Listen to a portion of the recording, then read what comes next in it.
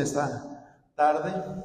Sean bienvenidos a esta casa de oración de la Iglesia Universal de Dios. Vamos a empezar esta reunión, vamos a poner todo lo que hagamos en esta hora en las manos de Él y vamos a pedirle que su presencia esté con nosotros. Señor, te damos gracias en esta hora por esta oportunidad que nos das de estar en tu casa, Señor.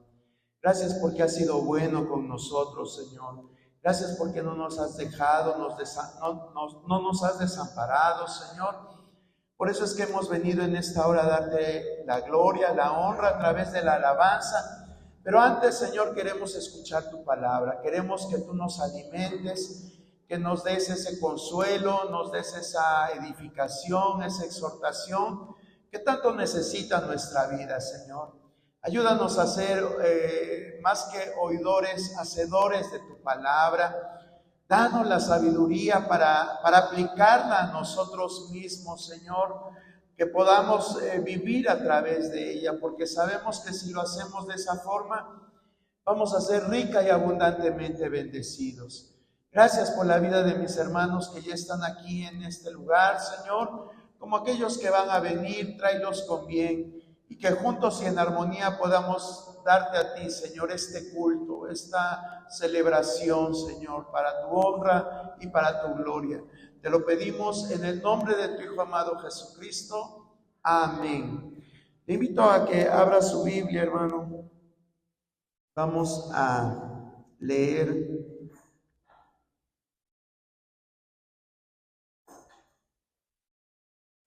en el libro de Efesios.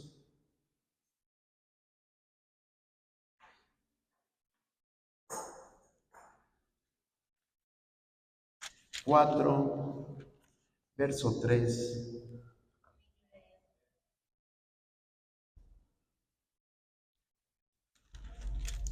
Efesios 4, verso 3. Lo voy a leer una vez y después lo leemos todos juntos.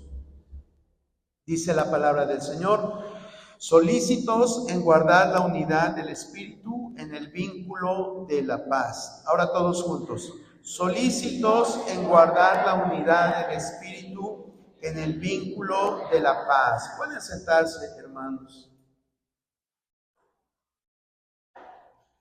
Hoy, ¿qué cree que vamos a estar hablando en esta hora? Vamos a seguir hablando acerca de la iglesia. Hemos estado hablando acerca de la comunión. No sé, a lo mejor ya no recuerda muy bien porque pues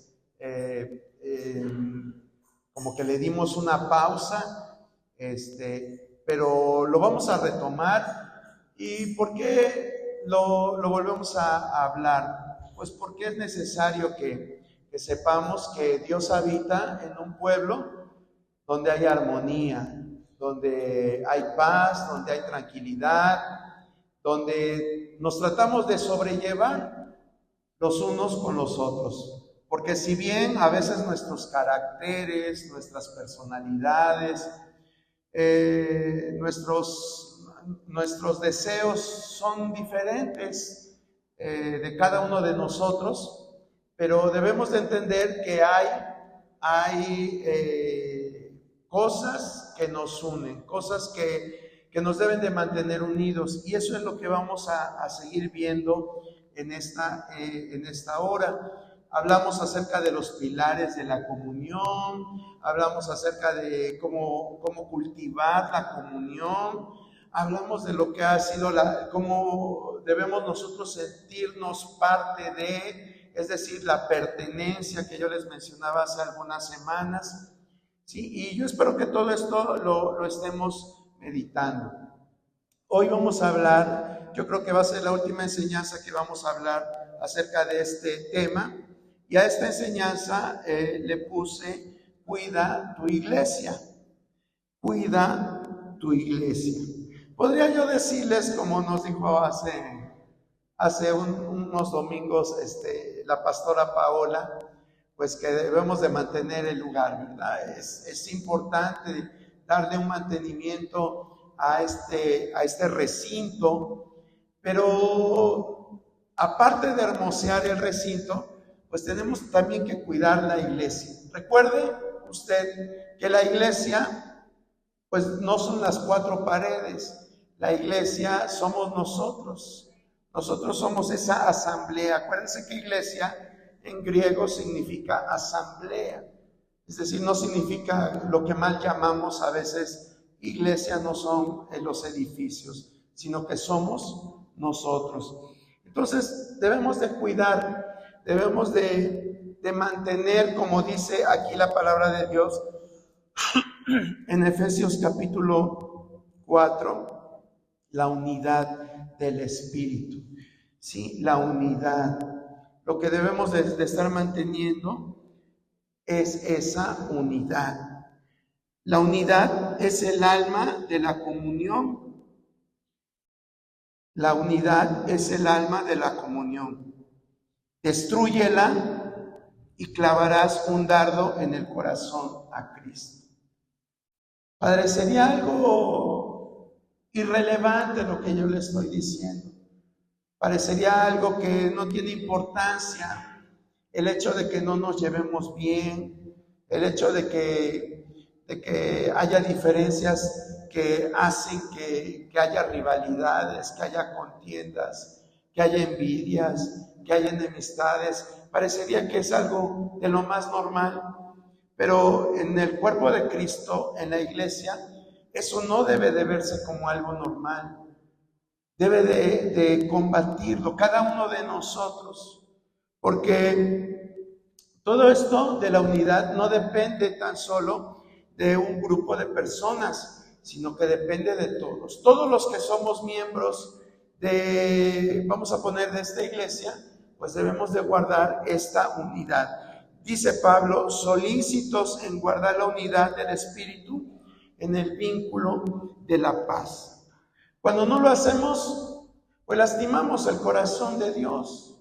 Como les digo aquí en esta frase, es como si le estuviéramos clavando un dardo, un puñal, una flecha, una lanza a Jesucristo mismo. ¿Y por qué a Jesucristo?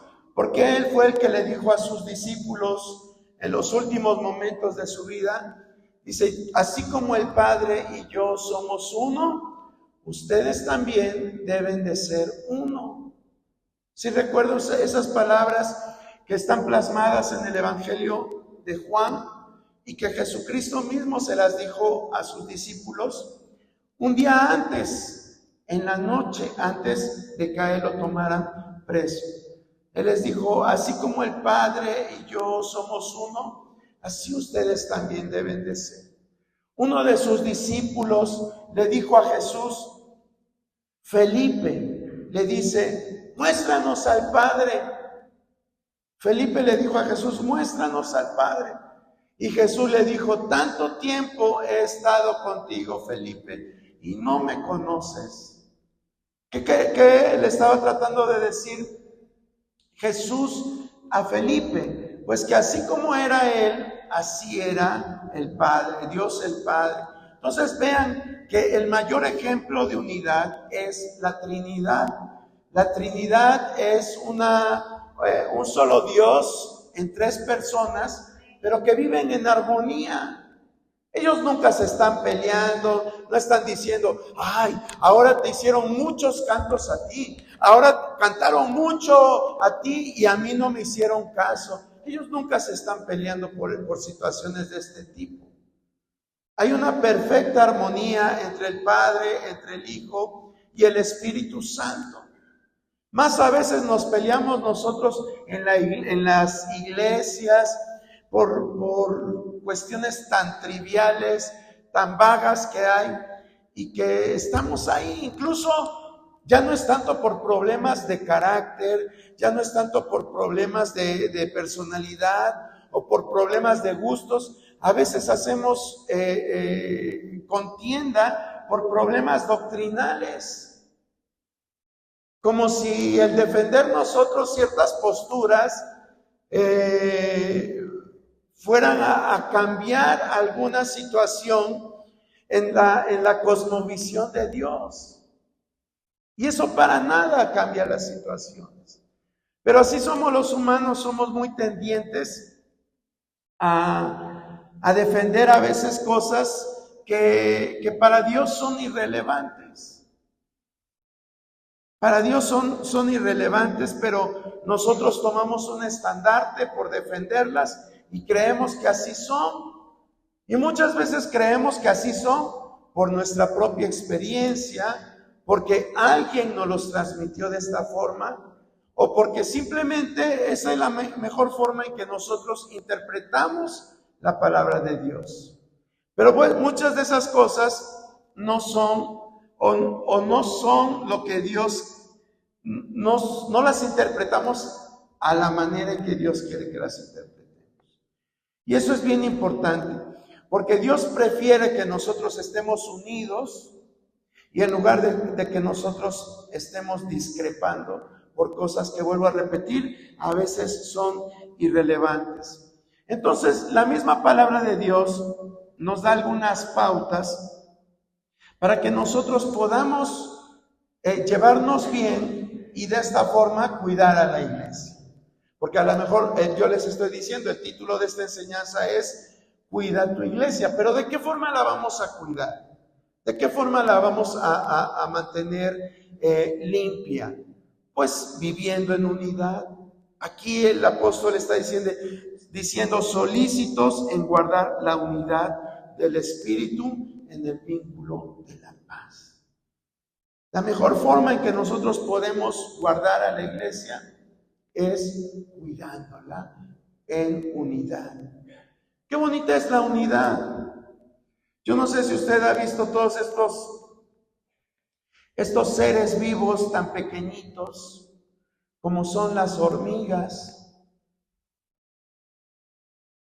No sé si usted en algún momento por error o por descuido, o a lo mejor cuando era pequeño lo hacía a propósito y veía un hormiguero y lo pateaba. Pero ¿qué pasa si tú haces eso y no te quitas enseguida? ¿Qué pasa? Pues se te suben y te empiezan a picar. ¿Sí? ¿Y quién pensaría que por unos seres tan pequeñitos, tan diminutos, uno tiene que salir corriendo? Parece increíble, ¿verdad? Pero es la realidad.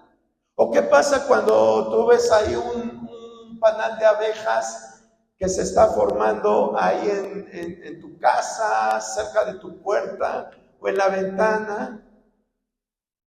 ¿A poco tú vas y agarras y dices, a ver, lo voy a quitar como si fuera un foco? Pues no, ¿verdad? Tenemos que usar ciertas medidas para quitarlo. Y sabemos que cuando lo quitamos, ¿qué va a pasar?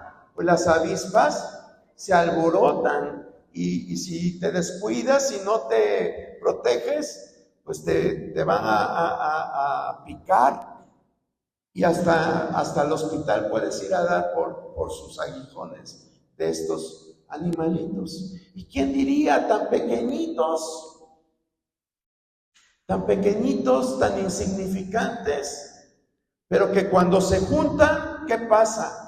Pues hasta hacen correr a nosotros, que ellos nos ven como gigantes, como monstruos, nos hacen correr. Y a lo mejor a usted le parecen ejemplos tontos, pero pues es la realidad también de nuestro mundo espiritual. Cuando nosotros estamos juntos, hasta el enemigo sale corriendo, Satanás sale corriendo. Pero ¿qué pasa cuando hay división? Cuando el de aquí no puede ver al de acá o el de aquí no puede ver al de allá, ¿qué pasa? Pues ahí está Satanás, ahí está reinando y todos cantando y glorificando a Dios, pero pues nuestras alabanzas no llegan ni al techo. ¿Por qué? Porque no hay unidad. Y ahí está el pingo saltando de una cabeza a otra, aunque usted quizás se ría o no lo crea, pero eso es lo que hace cuando no hay unidad. Por eso es que debemos de vuelvo a repetir, guardar la unidad del Espíritu en el vínculo de la paz. A eso nos llamó Dios, a guardar la unidad, a ser unidos. Porque una iglesia unida, no cualquiera la derrota. Una iglesia unida va a tener victoria. Acuérdese siempre de los hormigueros. Acuérdese de las avispas. Seres tan pequeñitos, pero por su unidad pueden hacer grandes cosas. Y lo mismo pasa con nosotros. Entonces, vamos a ver algunas cosas. Son 6 consejos prácticos que nos da la Biblia para que nosotros seamos una iglesia unida y de esa forma la estemos cuidando. Lo primero que debemos de hacer, es enfócate en lo común y no en las diferencias. Eso es lo primero que debemos de hacer. Enfócate en lo que tenemos en común, no en las diferencias. Como les decía al principio, todos somos diferentes. Incluso físicamente todos somos diferentes. Nadie es igual aquí. Nadie es igual.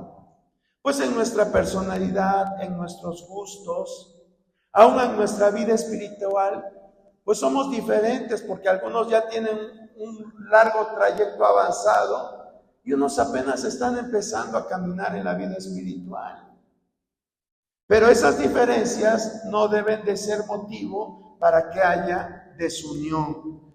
Por eso es que el primer punto es enfócate en las cosas en común y no en las diferencias. ¿Qué dice Efesios 4 y 6? Ahí mismo donde leímos al principio.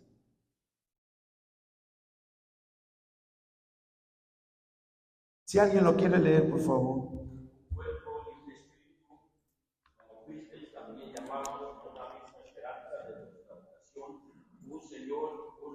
Un bautismo, un Dios y Padre de todos, el cual es sobre todos y por todos y en todos, pero a cada uno de nosotros fue dada la gracia conforme a la medida de Dios. Gracias, hermano Abel. Fíjense en cuántas cosas nosotros podemos concordar, ¿sí? Estas cosas son básicas. Esto que está mencionando el apóstol Pablo es doctrina, ¿sí? Dice, un cuerpo. Todos somos parte ¿de qué? Del cuerpo de Cristo. Y la Biblia dice que en el cuerpo de Cristo no todos funcionamos de la misma forma. ¿Sí o no lo dice así Corintios? No todos, dice, no todos pueden ser oreja, no todos pueden ser ojos, no todos pueden ser mano. Sin embargo, todos son importantes. Debemos de aprender a ver esto. Debemos de aprender a ver que Dios, lo que Él está buscando, sí, es que haya unidad, no uniformidad. Son palabras muy similares, pero que no es lo mismo. La unidad es cuando somos diferentes, pero vamos en el mismo sentido, vamos caminando hacia el mismo lugar, hacia el mismo propósito. Y la uniformidad, ¿qué es? Es cuando pues todo tiene que ser igualito, ¿verdad? Y Dios no busca eso. Dios no busca que todos seamos igualitos. Dios busca que su iglesia sea unida, que sea unida.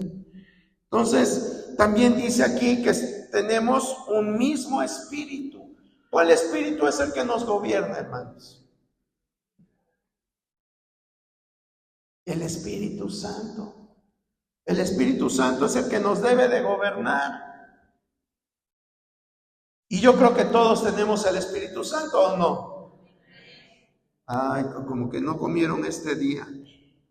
Como que el frío les reseca, ¿verdad? Nos reseca las articulaciones. Bueno, pero yo creo que concordamos en que formamos parte de un mismo cuerpo, un mismo espíritu. Dice aquí en el verso 5, tenemos un solo Señor. ¿Quién es nuestro Señor? Jesucristo. Jesucristo. Tenemos una misma fe, una fe salvadora. Cree en el Señor Jesucristo y serás salvo tú y tu casa. ¿Cuántos creemos que Jesucristo salva? Que Jesucristo sana, que Jesucristo viene pronto. Sí, estos son pilares fundamentales de nuestra fe. Esto es doctrina pura, lo que está mencionando el apóstol Pablo. Hay un solo bautismo. Sí. Todos cuando aceptamos a Cristo decidimos dar este paso de fe, bajamos a las aguas, nos bautizaron en el nombre del Padre, del Hijo y del Espíritu Santo. Todos los que somos miembros de esta iglesia, así nos bautizaron. ¿Sí? Todo esto lo tenemos en común, ¿sí? Y dice acá, finalmente, tenemos un Dios y Padre de todos. Yo creo que nosotros sabemos que Dios es nuestro Padre. De hecho, cuando oramos, así le decimos. Jesús dijo, cuando oren, digan esto: Padre nuestro que estás en los cielos. Y sabemos que Él es nuestro Padre, aunque algunos tengan su Padre físico, pero Dios es nuestro Padre espiritual. Entonces, esto es doctrina pura, se lo vuelvo a repetir, porque esto debe de ser lo que nos una. Esto debe ser lo que nos mantenga unidos. Hay muchas cosas por las que decimos, no, eso no está bien. Eso no es de Dios. Eso no es de esta iglesia. Y vivimos en esa constante lucha, pelea, por tratar de guardar una identidad fabricada por el hombre, no fabricada por Dios, fabricada por el hombre. Y entonces caemos en algo que Jesús reprobaba completamente. ¿Y qué era lo que reprobaba Jesús cuando les hablaba a los hombres religiosos de su tiempo? Dice, ustedes buscan más o hacen caso más a las doctrinas de hombres que a la enseñanza de Dios.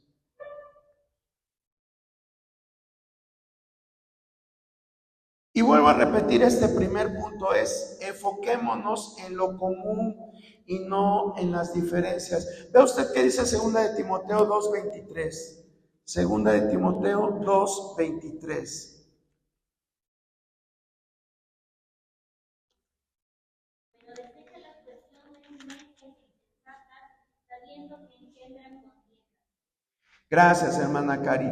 Fíjese lo que le estaba diciendo el apóstol Pablo a Timoteo. Dice, desecha las cuestiones necias e insensatas, sabiendo que engendran contiendas. Todo aquello que no es de Dios, pues lo tenemos que poner a un lado. Pablo dice, si para ti esto es malo, pues así, guárdalo, respétalo. Pero si para ti eso es bueno, está bien. Dice, algunos celebran sus fiestas de las lunas y hacen eso, otros no. Dice, pero sea todo lo que hagas, hacedlo para Dios y no para los hombres. Pablo daba este margen diciendo, pues si para ti está bien eso y lo haces para la honra de Dios, hazlo. Y si no, para ti es malo, pues no lo hagas. Pero no eso debe de generar contiendas. Dice, de nuevo se lo voy a leer, dice, pero desecha las cuestiones necias e insensatas, sabiendo que engendran contiendas.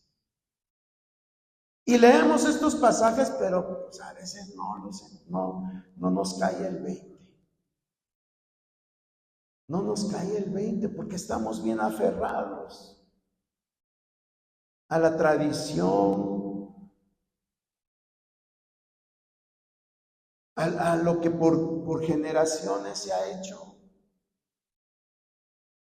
Hay hermanos que, por ejemplo, dicen, es que en los himnos no se debe de palmear. Bueno, ¿y eso dónde lo dice la Biblia? Enséñeme en qué pasaje de la Biblia dice. Es que a Dios no se le debe de aplaudir. Los aplausos son para el hombre y no para Dios.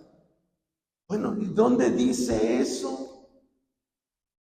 ¿Dónde dice eso? Al contrario, ahí dice Salmo 98:4, cantad alegres a Dios, levantad la voz y aplaudid. Pero si aplaudes, pues te sientes mal. ¿Por qué te sientes mal? Pues porque tenemos enraizada la tradición humana. Tenemos enraizada la tradición humana. Y preferimos hacerle caso a la tradición que a la palabra de Dios. Pesa más la tradición que la palabra de Dios. Y así hay muchas cuestiones, muchas cosas que las iglesias viven o tienen, pero que no son bíblicas. Una vez a mí se me ocurrió decirle a un hermano, oye, yo creo que antes de que trajeran las bancas nuevas, ¿verdad? Yo creo que hasta por eso se apuraron en traer bancas nuevas. Yo le dije, yo creo que vamos a tener ya que cambiar este mobiliario. Ya están apolilladas las bancas. Y parece que le ofendí, le dije una grosería. Me dice, no, ¿cómo crees? ¿Por qué vas a meter sillas? Digo, pues no tiene nada de malo, sirve también para sentarse. No, pero es que las bancas, que no sé qué, que no sé cuándo. Le digo, a ver, dime, ¿dónde dice en la Biblia que los templos deben de tener bancas para que uno se siente? ¿En qué parte de la Biblia dice que deben de ser bancas y no sillas? No, pero es que aquí siempre se han usado bancas. Pues sí, siempre se han usado. Pero eso no lo dice la Biblia. De hecho, en la Biblia no se dice en ninguna parte que hubiera asientos en el templo. No dice en ninguna parte. Y en los tiempos del templo de Salomón, la gente iba a escuchar la palabra, pero estaban de pie. Pero eso no nos gusta, ¿verdad? Si yo los tuviera ustedes 2 horas de pie, ya estuvieran diciendo, tráiganme un banquito porque ya no aguanto. ¿Mandé? Sí, algo para sentarnos. En los tiempos bíblicos no andaban la gente sentándose. Escuchaban la palabra de pie, estaban en la alabanza de pie. Cuando Jesús estaba hablando, la gente estaba de pie. Solamente cuando Él descansaba, cuando alimentó a los 5,000, dice, mándenlos a que descansen. Y ahí estaba la gente. Yo creo que si alguno de nosotros viviéramos en aquel tiempo, diríamos, no, estar 2 horas de pie, no, yo no aguanto.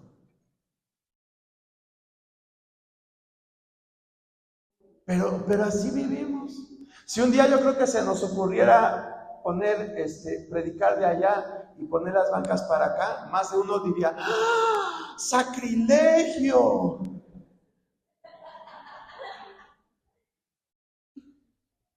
¿Verdad? Porque nos enfocamos más en las diferencias que en las cosas en común. Para que haya unidad, Dios nos dice que debemos de guardar el vínculo de la unidad en la paz, pero resaltando las cosas que tenemos en común, no nuestras diferencias. Nunca vamos a pensar igual. Nunca.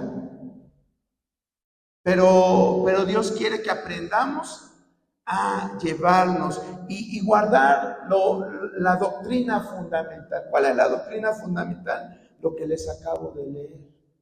Esa es la doctrina fundamental. En eso se basa la teología. En saber que hay un Dios todopoderoso, creador de todo, que envió a Jesucristo, a su único Hijo, a salvar al mundo, que Él envió al Consolador para darnos vida, para guiarnos en el camino de Cristo, que tenemos salvación, que la iglesia es su cuerpo. Esa es la doctrina básica. Todo lo demás no debe de dividirnos, ¿sí? Entonces, vamos a tratar de desechar todo lo que, como dice aquí, las cuestiones necias, sabiendo que engendran contiendas, ¿sí? Vea lo que dice Romanos 10:12.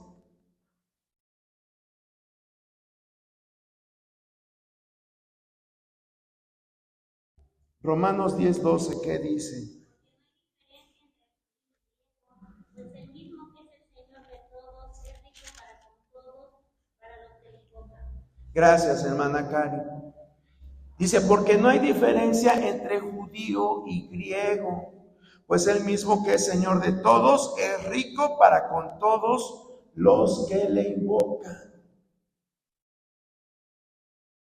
No hay diferencia. ¿Y qué pasaba en los tiempos de los apóstoles entre los judíos y los griegos? ¿Recuerda usted qué pasaba ahí? Se quejaban, ¿verdad?, los griegos, porque decían que la iglesia solo atendía a los judíos.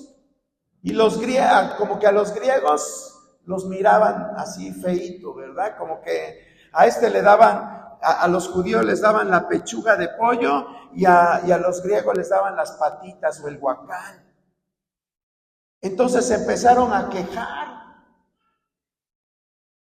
Y por eso es que tuvieron que poner a 7 servidores, que comúnmente les llamamos diáconos, para que sirvieran las mesas. Pero empezó a haber problemas entre los judíos y los griegos.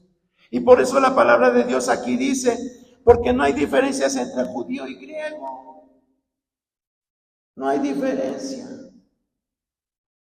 Apenas en la conferencia de nuestra asociación que se celebró la semana pasada, lo que más me gustó de la conferencia es un foro que se abrió para exponer el tema de si la mujer debe de ser pastor o no, si es permitido que haya mujeres pastoras o no. Usted sabe que en nuestra asociación pues ha habido pastoras de décadas.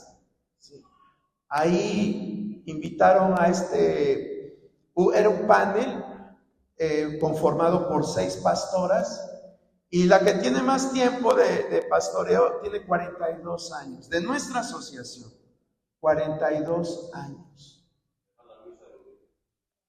No, su hermana, ¿no? Su hermana, Marta Rodríguez. La hermana Marta Rodríguez, que empezó con su esposo a pastorear en la iglesia de Zacate, Colorado, en el distrito de Veracruz Norte.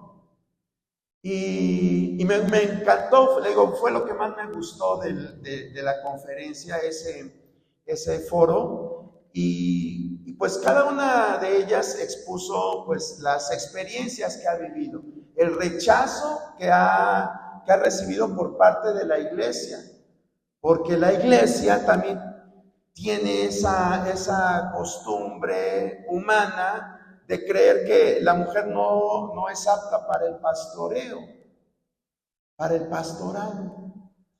Pero a través de la experiencia de estas hermanas y otras, porque la historia de mujeres que Dios ha usado es desde tiempos de principios de la iglesia. Siempre ha habido misioneras, siempre ha habido evangelistas, siempre ha habido pastoras, siempre. Incluso algunas han sido usadas de una manera mucho más poderosa que muchos hombres. Han sido usadas. Pero hay un sector de la iglesia, me refiero a la iglesia mundial, hay un sector de la iglesia que dice, no, es que en la Biblia no dice que debe de haber pastoras. En ninguna parte de la Biblia, del Nuevo Testamento, dice que debe de haber pastoras. De hecho, la Biblia dice que la mujer calle en la congregación y que se sujete a su marido. ¿Sí ha leído usted ese pasaje, verdad? Y de ahí se agarran todos aquellos que desacreditan el ministerio de la mujer como pastora. Y es un tema de debate. Afortunadamente en nuestra asociación no es un dogma de que no debe de haber mujeres pastoras, pero hay en muchos lugares donde no se permite que haya mujeres pastoras. Incluso hay en redes sociales, hay videos de hombres que se ponen a estar diciendo, de acuerdo a la Biblia, porque agarran la Biblia de escudo para decir que el ministerio de la mujer no existe como pastora. El ministerio no es algo que Dios apruebe. Y ahí en este evento desacreditaban, decían que uno de los escritores de libros, Rick Warren, no sé si usted haya escuchado de este escritor, ha escrito Iglesia con propósito, Una vida con propósito, un hombre que es famoso como escritor. Él nombró a una mujer como pastora en su iglesia. ¿Y sabe qué hizo la junta de líderes de su asamblea? ¿Sabe qué hicieron con Rick Warren?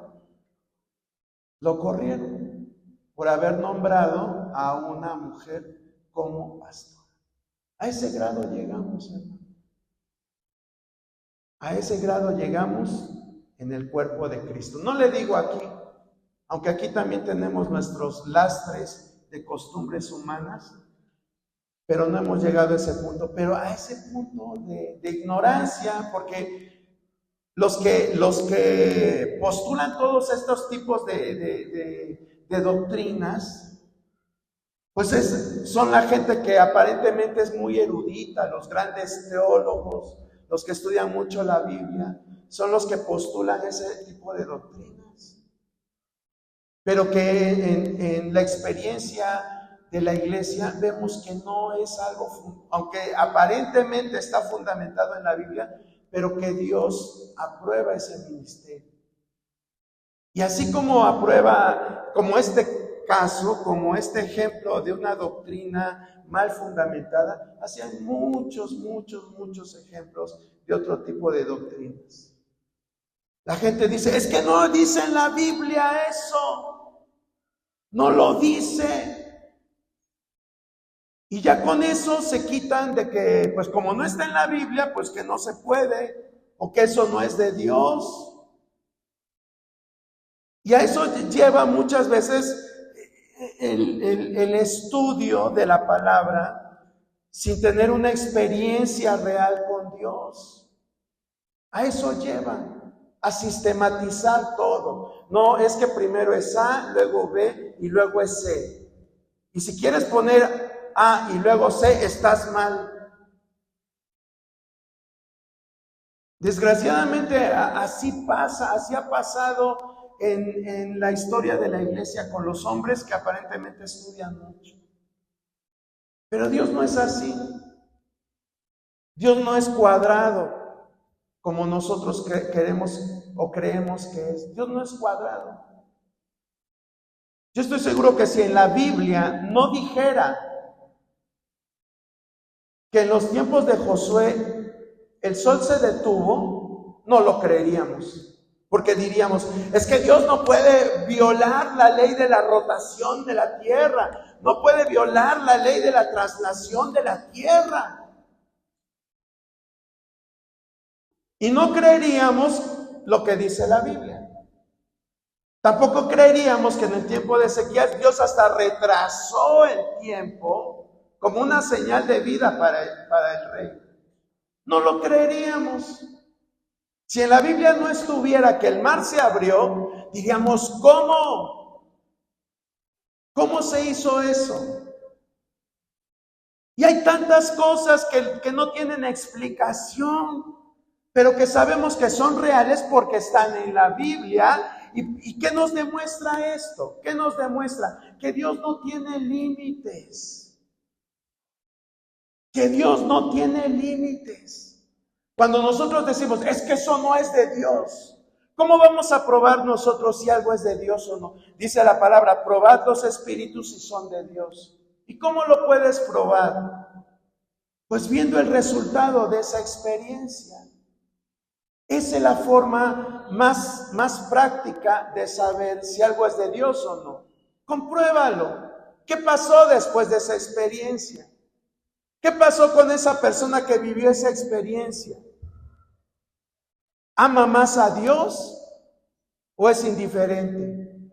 Su vida cambió de ser una persona viciosa, una persona incrédula. Ahora es una persona con una fe viva. Entonces es de Dios, aunque tú no lo puedas comprender, pero entonces es algo que vino de Dios. Y no podemos salir con el argumento, pero es que no está en la Biblia, pero es que no está. Dios dio una pauta y que nosotros no le hemos podido entender.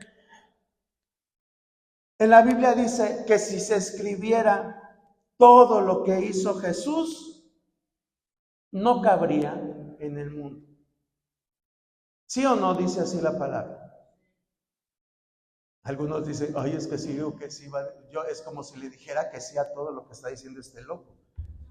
Pues aunque no me lo apruebe y aunque nadie me diga que sí, eso es algo que Dios dio como pauta. Quiere decir que sí, que lo que se escribió es algo bien pequeñito acerca de Jesús. Hubo cosas que Él hizo y que no fueron escritas. Otra porción de la palabra que dice que Dios puede hacer más cosas es cuando dice, y aún cosas mayores que estas harán ustedes.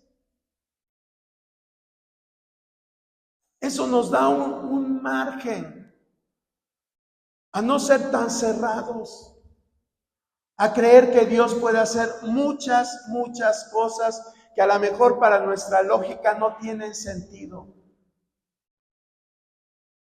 Pero Dios es soberano y Él obra como Él quiere. Dios es soberano, hermano. Eso sí debemos de aprenderlo. ¿Sí? Es un atributo de Dios, ser soberano. Él hace lo que quiere. Y nadie le puede decir, oye, ¿por qué hiciste esto? Porque Él es soberano. Entonces, tengamos en cuenta esto, porque ¿por qué salió todo esto? Bueno, a lo mejor usted piensa que me desvié un poco, pero no me desvío. Recuerde que estamos viendo estos puntos, estos consejos prácticos para cuidar la iglesia. Y el primero es, enfócate en lo común y no en las diferencias. Si Dios trató así con esa persona, gloria a Dios, lleva un buen testimonio, está sirviendo. Pues aunque yo no comparto la forma en que lo hace, pero pues si lo hace para la gloria de Dios, aleluya. Gloria a Dios. ¿Sí? Vamos por el segundo, ya me tardé mucho con el primero. El segundo consejo es ser realista en tus expectativas. ¿Sí? A veces, ¿por qué decimos ser realista en tus expectativas? Porque a veces vemos los errores de la iglesia. Queremos estar en la iglesia perfecta. Y si empezamos a ver que nuestra iglesia no es perfecta, nos empezamos a desanimar. Si hay un poquito de madurez, pues ahí estamos. Si somos inmaduros espiritualmente hablando, pues nos vamos. Decimos, no, es que hay puro hipócrita, puro X. Y nos vamos. Pero vuelvo a repetir, si nos quedamos, no quiere decir que seamos completamente maduros. Porque hay gente que está, pero no está. ¿Sí? No sé si me doy a entender. Está, pero no está. Como en el tiempo de Jesucristo, mucha gente dice, multitudes lo seguían. Pero cuando estaba en la cruz, ¿cuántos estaban con Él? Ni 5 estaban con él. Ni 5. Entonces, el hecho de que estemos en un lugar no significa que estemos a gusto. A veces simplemente estamos pues, porque nos obligan, porque pues no tengo otra cosa que hacer, porque pues sí, la iglesia donde voy está bien mal, pero pues he ido a otras y están peor. Entonces agarro lo menos peor y ahí me quedo. No, de eso no se trata. Cuando nosotros estamos idealizando mucho, pues nos damos cuenta que tenemos muchos errores. Y eso es algo tan común, hermano. De hecho, si usted lee los primeros capítulos de Apocalipsis, todas las 7 iglesias que había ahí tenían un montón de errores. Solamente una se salvaba, pero todas las demás tenían errores garrafales. ¿Sí? Entonces, mire, dice aquí un párrafo que escribí: debemos amar a la iglesia pese a sus imperfecciones. Anhelar lo ideal mientras criticamos lo real es signo de inmadurez. Se lo voy a volver a leer. Anhelar lo ideal mientras criticamos lo real es signo de inmadurez. A veces decimos, ay no, es que esa iglesia está bien avivada. No, y es que ahí el pastor predica y como si te hablara 5 minutos, se te va el tiempo rapidísimo. Pero al que tenemos aquí, sus 5 minutos y parece que te habló 3 horas. Hasta me dio hambre de estarlo escucha y escucha. ¿Verdad? Tendemos mucho a hacer eso, y más en nuestra cultura mexicana, somos malinchistas. Nos fijamos más en ay no, es que esa iglesia ya pusieron foquitos de colores, empieza la alabanza y sueltan humito y muchas cosas. Aquí siempre está pintado de blanco y en otros lugares pues combinan bien los colores. Por decir algo, ¿verdad? Pero a veces somos muy tendientes a esto, a ver lo que está afuera y criticamos lo que está adentro. Pero eso es un signo de inmadurez.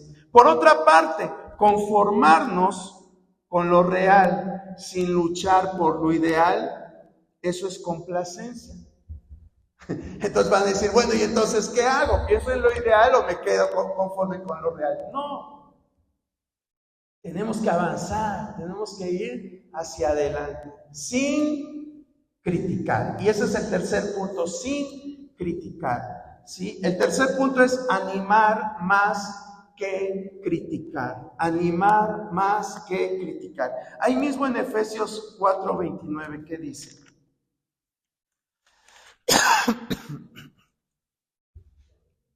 Si alguien lo quiere leer, por favor.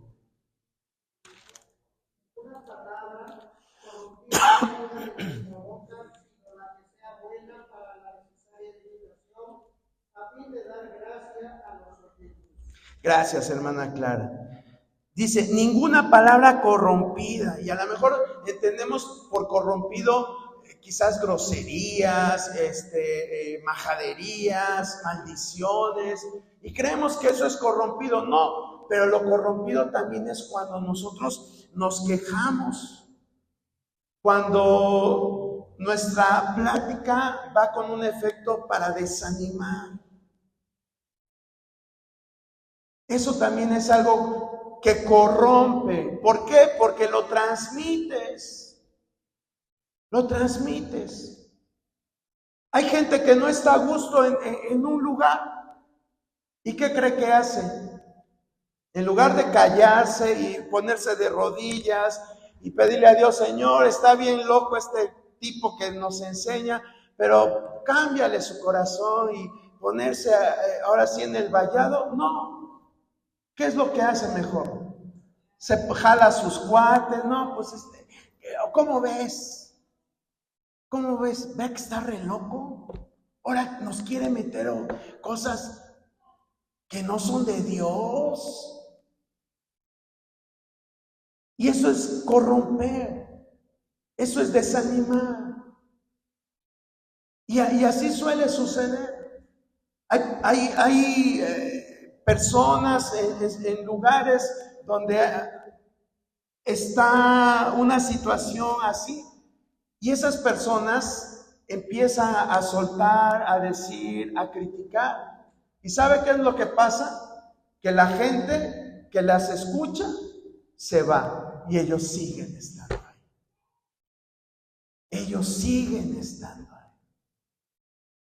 Destruyendo exactamente. Y eso es totalmente algo contrario a lo que estamos viendo acá. Recuerde, el título del tema es Cuida tu iglesia. ¿Y de qué forma la vamos a cuidar? Manteniendo la unidad. Manteniendo la unidad. Vea qué dice Romanos 14:13. Romanos 14:13.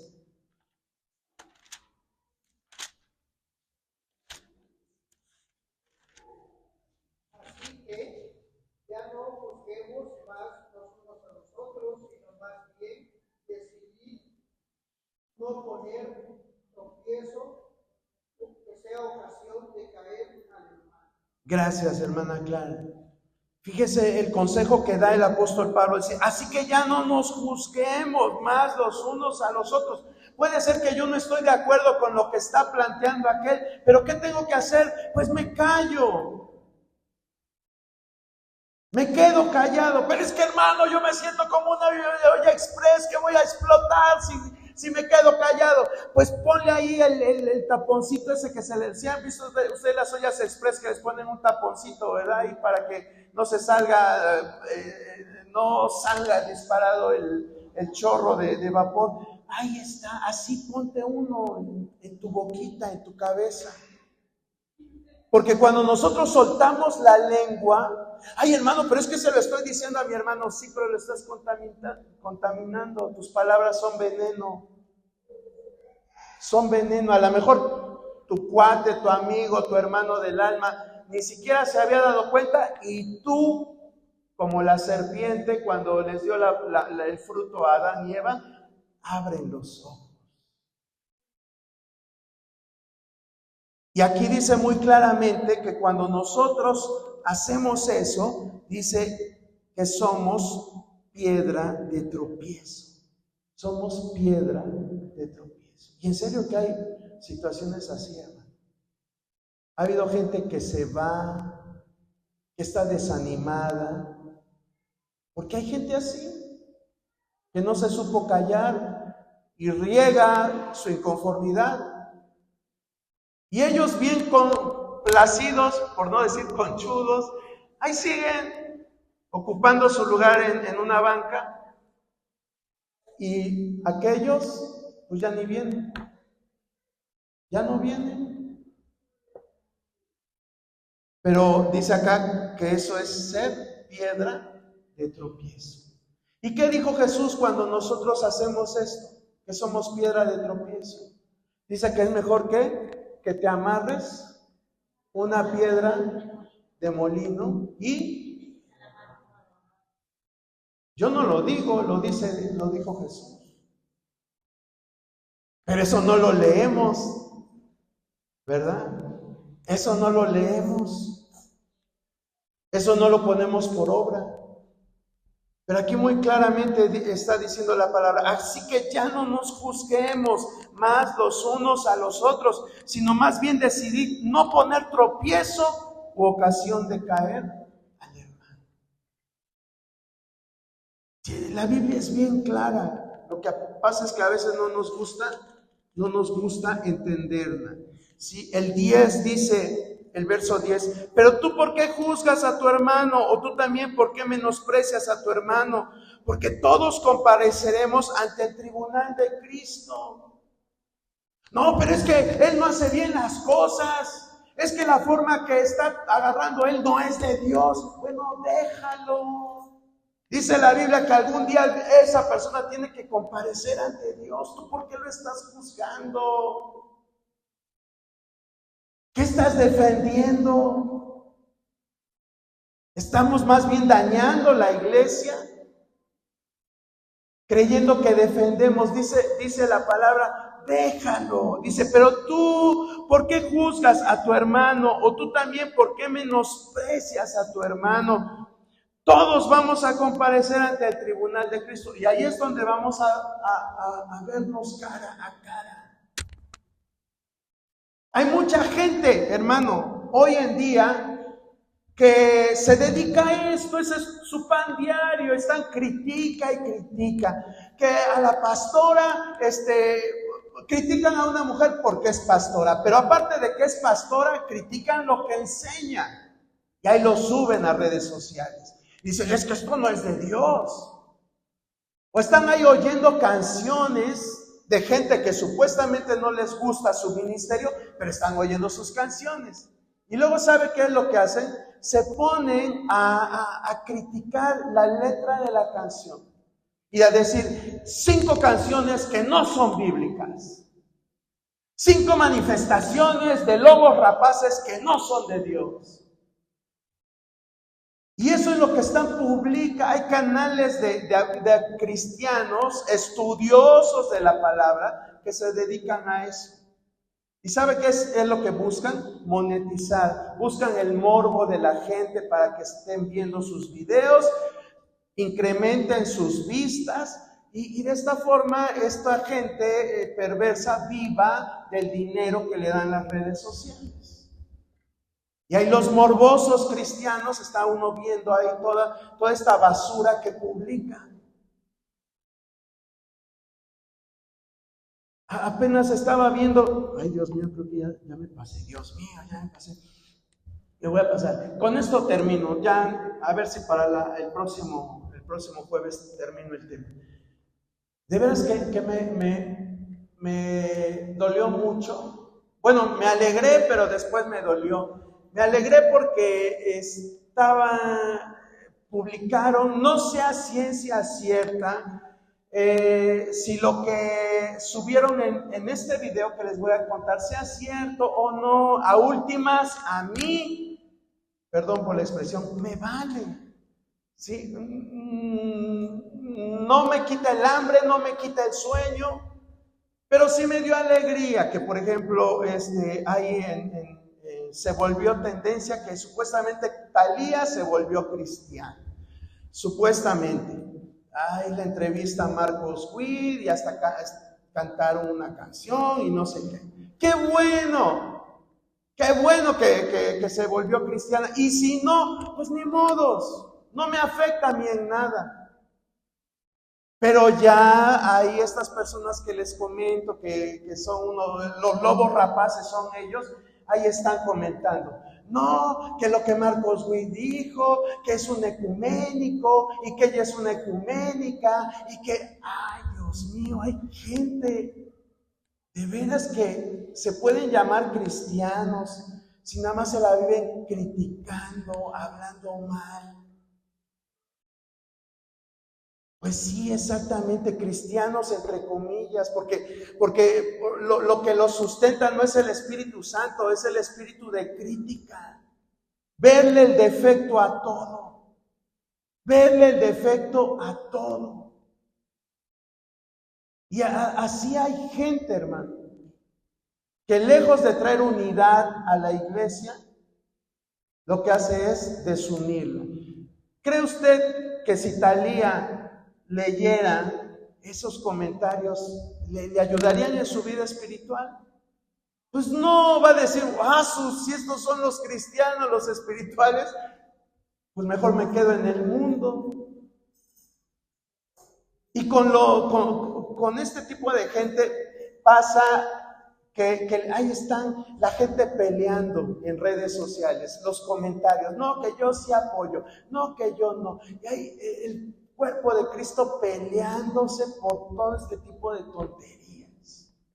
Que si es de Dios, que si no es de Dios, que esa letra es del diablo, que es... Y así vive la gente. Pero vuelvo a repetir, son los que más estudian la Biblia, los que salieron de no sé de dónde estudiar. Y eso es lo que les encanta. Eso es lo que les encanta.